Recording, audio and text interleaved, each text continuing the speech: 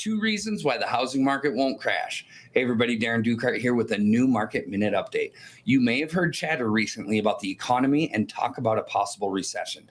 It's no surprise that kind of noise gets some people worried about a housing market crash. Maybe you're one of them. But here's the good news. There's no need to panic. The housing market is not set up for a crash right now. Real estate journalist Michelle Lerner says a housing market crash happens when home values plummet due to a lack of demand for homes or an oversupply. With that definition in mind, here are two reasons why this just isn't in the horizon. Number one, the demand for homes is higher than supply. One of the biggest reasons the housing market crashed back in 2008 was an oversupply of homes. Today, though, that's a very different story. It's a general rule of thumb that a market where supply and demand are balanced has a six-month supply of homes. A higher number means supply outpaces demand, and a lower number means demand outpaces supply. This graph uses data from NAR to put today's situation in context. The graph compares housing supplies during three different periods of time.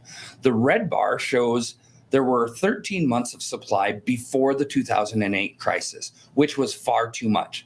The gray bar shows a balanced market where 6 months of supply for context. And the blue bar shows that there were only 4.2 months of supply today. Put simply, there are more people who want to buy homes than there are homes available to buy right now. So demand is greater than supply. When that happens, home prices stay steady or rise, the opposite of a housing market crash. It is important to note that inventory levels differ from market to market. Some areas may be more balanced, while a few could have a slight oversupply, which can impact prices locally. However, most markets continue to experience a shortage of homes. If you're here in Colorado Springs, you know that homes are still steadily being built, especially off of Woodman Road as you head east of Powers towards Falcon. Lawrence Yun, chief economist at the National Association of Realtors, says, "We simply don't have enough inventory. Will some markets see a price decline? Yes. But with the supply not being there, the repeat of a 30% price decline is highly, highly unlikely." Before I mention the second reason, please take a moment to like this video and subscribe to my page if you haven't already. I try to bring weekly videos talking about today's market and how it affects you as the consumer, and I would appreciate it so much. Now, on to the second reason. The second reason the housing market won't crash is because unemployment is still low. When people are unemployed, they're more likely to have trouble making their mortgage payments and may be forced to sell or face foreclosure. That was a big problem during the 2008 financial crisis. Today, the unemployment situation is much more stable. Again, this graph right here shows three different periods of time, but this one is the unemployment rate. The red bar represents the 2008 financial crisis when unemployment was very high at 8.3%.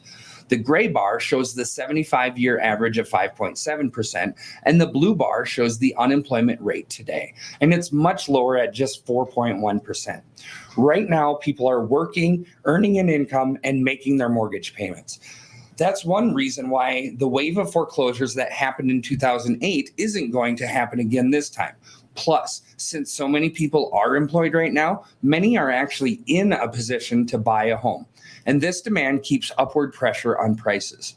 Today's market is stronger than 2008. While it's understandable to be concerned when you hear talk of a recession and economic uncertainty, but know this, the housing market is in a much better place than it was in 2008. Demand for homes still outpaces supply and unemployment remains low. And these are two key factors that will help prevent the housing market from crashing anytime soon.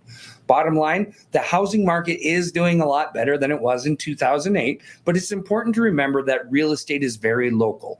So it's always a good idea to stay informed about our specific market.